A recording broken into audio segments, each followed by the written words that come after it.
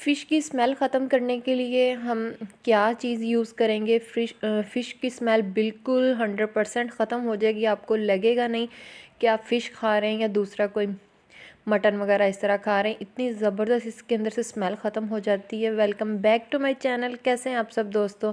I hope आप सब ठीक ठाक होंगे। आज मैं आपके साथ फ़िश के अंदर जो स्मेल आती है बहुत ज़्यादा, कि जहाँ रखें वहाँ से भी स्मेल आना शुरू हो जाती है, और जिस बर्तन में रखें और बर्तन धोएं इतनी स्मेल आती है बहुत ज़्यादा। लेकिन ये फ़िश हम सर्दियों में बहुत शौक़ से खाते हैं। बहुत ज़्यादा इसके बेनिफिट्स हैं। सब मतलब जो बकरा खा लें या मटन, बीफ, चिकन, सबसे ये ताकत है इसमें फ़िश में। तो ये बहुत ज़बरदस्त है। चलें स्टार्ट करते हैं। मैं आपको बताती हूँ कि फ़िश की स्मेल किस तरह ख़त्म करते हैं।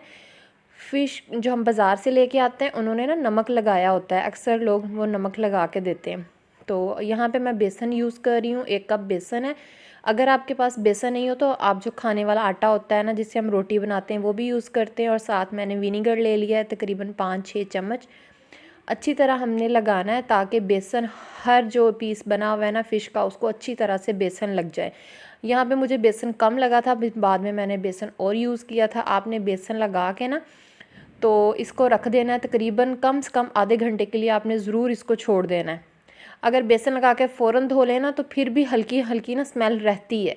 तो मुझे फ़िश इतनी कोई ख़ास मतलब स्मेल की वजह से पसंद नहीं थी, लेकिन जैसे मैंने ये वाली ट्रिक यूज़ की ना, तो इतना पता नहीं चलता कि फ़िश खा रहे हैं या नहीं। ना हाथों से स्मेल आती है ना किसी बर्तन से, कुछ भी नहीं। इतनी ज़बरदस्त बन जाती है।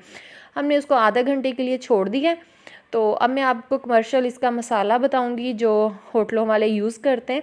तो यहाँ पे मैंने एक चम्मच मैंने धनिया लिया, सूखा धनिया, और 1 चम्मच मैंने इसका ज़ीरा, सफ़ेद ज़ीरा लिया, और हाफ़ टी स्पून मैंने इसमें अजवाइन ली है। ये तीनों चीज़ें ले ली हैं। अभी हमने ना ड्राई रोस्ट कर लेना है। बहुत ज़्यादा भी नहीं करना कि ये जल जाएं, और बस चटकना है इसको थोड़ा सा, बस 2-3 मिनट ना। ये जैसे गर्म होता है पैन तो ये फ्राई हो जाता है। अब हमने दरदरा सा इसको ना पीस लिया है। ज़्यादा बारीक नहीं पीसेंगे, बस दरदरा सा पीस लिया, ठीक। तो यहाँ पे 1 टीस्पून मैं इसमें डाल रही हूँ चिली फ्लेक्स, 1 टेबलस्पून लाल मिर्च का पाउडर है, और 1 टीस्पून चाट मसाला है, 1 टीस्पून ही इसमें मैंने गरम मसाला लिया है, और 1 टीस्पून ही इसमें मैंने हल्दी पाउडर लिया है। यहाँ पे 1.5 किलो फ़िश है, और उसके लिए उस लिहाज से ये मुनासिब है नमक मिर्च। तो अगर बहुत कोई लोग कम खाते हैं, लेकिन बिल्कुल ये मिर्च बिल्कुल ठीक थी। तो अगर स्पाइसी खाना चाहते हैं तो यहाँ पे आप और भी ऐड कर सकते हैं। तो नमक मैंने ऐड अभी नहीं किया। नमक जब फ़िश को लगाएंगे मसाला, तो थोड़ा सा नमक, क्योंकि फ़िश को भी मसाला ऑलरेडी पहले ही नमक लगा हुआ था, तो इस वजह से फिर नमक नहीं मैंने डाला। तकरीबन आधे घंटे से ज़्यादा ऊपर हो गया था। अब फ़िश को हमने अच्छी तरह से वॉश कर लेना है, एक एक पीस लेके अच्छी तरह से, जो हमने बेसन लगाया हुआ था। इतनी नीट एंड क्लीन हो जाती है फ़िश, और ज़रा बराबर भी स्मेल नहीं रहती। तो अगर बेसन ना लगाना चाहें, और यहाँ पे आप अजवाइन और नमक लगा के भी आधा घंटे के लिए छोड़ सकते हैं, उससे भी स्मेल बहुत अच्छे से चली जाती है। अगर वो भी नहीं तो फिर लस्सी जो होती है, दही से हम लस्सी बनाते हैं, वो लस्सी से भी फ़िश को धो सकते हैं। डिबो के रख दें आधे घंटे के लिए, बाद में आप लस्सी से धो सकते हैं, उससे भी स्मेल ख़त्म हो जाती है। तो ये देखिए अच्छी तरह से स्मेल ख़त्म हो, बेसन हमने वॉश कर लिया इससे, तो बिल्कुल ड्राई हो गई है। अब मैं आपको बताऊंगी कि इसको मसाला लगा के हमने, तो ये सारा मसाला है वो जो हमने बनाया था कमर्शियल मसाला, ठीक। तो ये हमने लगा देना है। लगा के अब इसको हमने छोड़ देना है। ये लीमू है, तकरीबन 3 लीमू है। यहाँ पे आपके पास इमली का पानी हो ना, भिगो के रखी हो, तो यहाँ पे आप इमली का पानी भी ऐड कर सकते हैं।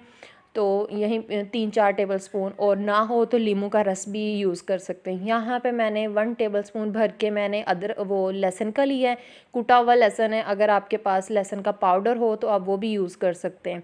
परेशान नहीं होना कि ये चीज़ नहीं है या वो चीज़ नहीं है, सारी चीज़ें घर में मौजूद होती हैं। तो और नमक मैंने 1 टीस्पून मैंने यूज़ किया टेस्ट के हिसाब से, क्योंकि फ़िश को पहले भी नमक ही लगा हुआ था, इस लिहाज से मैंने कहा नमक तेज़ ना हो जाए, तो इसलिए 1 टीस्पून किया नमक।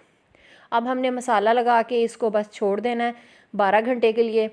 तो जब आप चाहें इसको बेसन के साथ फ्राई कर लें या ऐसे फ्राई कर लें। आई होप कि आपको ये मेरी रेसिपी पसंद आई होगी। अगर पसंद आई हो तो वीडियो को लाइक और चैनल पे नए हैं तो चैनल को ज़रूर सब्सक्राइब कीजिएगा। मुझे दीजिए इजाज़त, अपना ढेर सारा ख्याल रखिए।